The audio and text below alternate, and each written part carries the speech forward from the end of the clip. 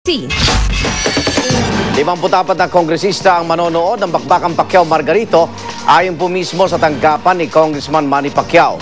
Pero sa opisyal na bilang ng House Secretary General, 10 lang ang humingi ng Travel Authority na bumiyahe pa Amerika sa Cecilia Manyalak.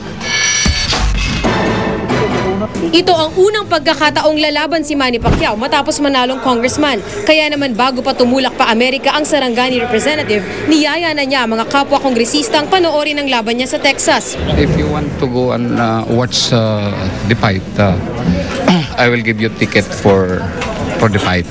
But not the plane ticket, of course. How about the hotels? And the accommodation also, if you will be there together, so he will also include accommodation. Pero kahit ringside tickets pa ang sponsor ni Pacquiao, sa 10 lang daw sa mahigit 200 kongresista ang humingi ng Travel Authority para bumiyahe sa Amerika. Ayon sa Secretary General ng Kamara, may 2 pa raw na humahabol. Hindi na sila pinangalanan ng Kamara dahil hindi pa rin tiyak kung lahat nga sila manonood. Gayunman, ayon sa mga kongresistang aming nakausap, sagot daw ng mga manonood na mambabatas ang ticket nila sa eroplano. Yung mga hindi naman tinanggap ang offer ni Pacman, trabaho ang dahilan. We already know what our responsibilities are, so I think I will leave it up to the discretion of my colleagues whether they will watch it live or not. A lot of us declined because we also have several appointments, activities in our districts na kailangan naming harapin, kaya sa TV na lang kami manonood. But anyway, we are very confident that mananalo si Manny dito sa laban niya. Sa mga nakaraang laban ni Pacquiao, hindi na nawala sa tabi niya ang mga kilalang politiko. Numero 1 dyan, si Ilocos Sur Governor Luis Chavit Singson. Nang harapin ni Pacquiao si Oscar De La Hoya noong 2008, present din sina dating DENR Secretary Lito Atienza, Senador Ramon Bong Revilla at dating House Speaker Prospero Nograles. 2009 nang in-knockout naman ni Pacquiao si Miguel Cotto, naroon si dating Vice President Noli De Castro. Makailang beses ding nagpunta sa mga laban ni Pacquiao sa Amerika si dating First Gentleman Mike Arroyo. Pinakahuli na ay nitong Marso ng kalabanin ni Pacquiao si Joshua Clottey. Dahil nagbukas na ulit ang sesyon, absent ang mga congressman na pupunta sa Texas. Minarkahan na ring absent si boksingerong congressman simula pa kagabi. Ako si Lia Manyalak, ang inyong saksi. Narito naman ang mabilis na sulyap sa iba pang balita.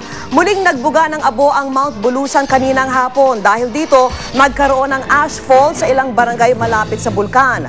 Bukod sa nagbuga ng abo, nakaumbok na ang lupa sa paanan ng bulkan na senyales ng posibleng pagsabog. Agad nag-ikot ang mga lokal na opisyal ng bayan ng Irosin para palikasin ang mga residente.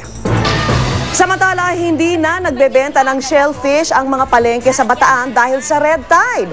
At dahil sa takot na malason, pati yung ibang seafood tulad ng hipon at alimango ay ayaw na ring bilhin ng mga mamimili.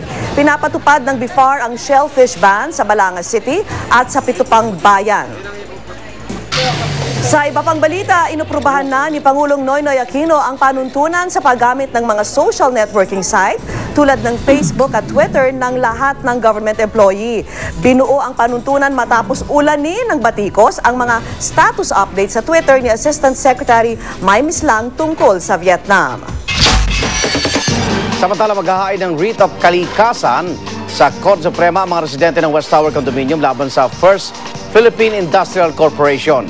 Lain nila ipatigil ang operasyon ng pipeline ng FPIC dahil sa peligrong dulot dito sa kalusugan at maging sa kalikasan. Saksi si Steve Dailisan.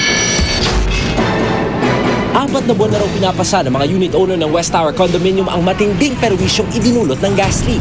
Kaya di raw ganun kadaling tanggapin ang paghingi ng paumanhin ng First Philippine Industrial Corporation na FPIC ang may-ari ng pipeline.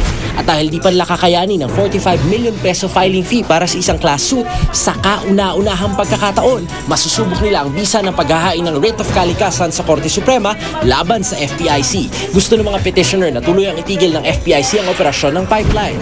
Kailangan na raw itong palitan para masigurong wala ng banta sa ari-arian, kalusugan, lalo na sa kalikasan. This is not a claim for damages. This is a claim for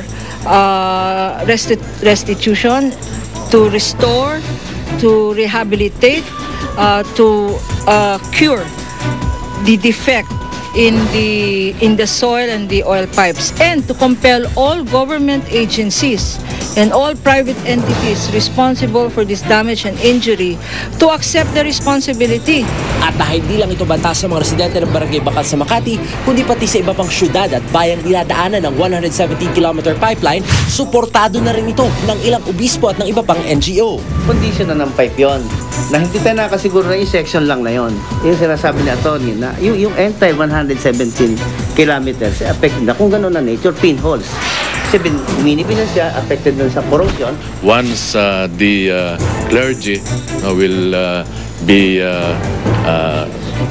be aware of this and will really be concerned, the pulpit will certainly be one of the places where we will be trying to express this advocacy, this moral advocacy.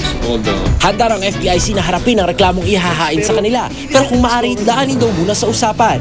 Sa ngayon, tutok daw ang FPIC sa paninigurong hindi na makakaperwisyo ang pipeline sa publiko. We'll make sure we strengthen that bend and even the welding joints to make sure that it can withstand the external pressures.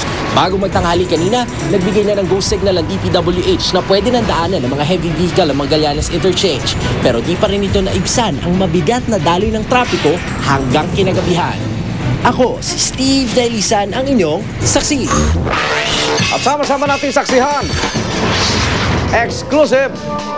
Banggaan ng coaching beating the red light at ang isa pa sasakyan sa Makati na kunan ng surveillance camera.